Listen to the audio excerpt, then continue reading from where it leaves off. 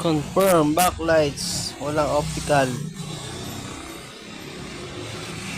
Pero merong 12 volts sa panel. So, na-confirm lang natin na backlights talaga yung sira. Ito.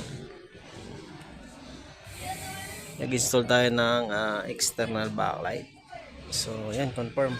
Meron tayong 12 volts sa panel. 12 volts tayo na supply sa panel.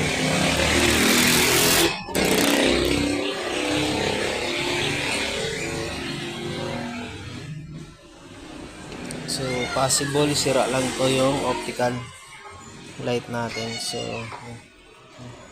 hindi gumagana yung optical natin. So, huwag tayo maniwala sa optical. Paminsan-minsan din. Paminsan-minsan. Try natin USB kung may 5 volts.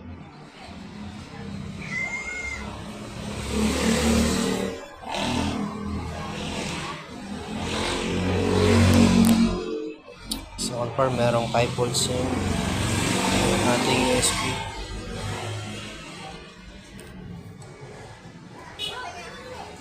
So, hindi gumagana yung ating optical. Walang ilaw yung ating optical. Huwag tayo maniwala agad sa optical.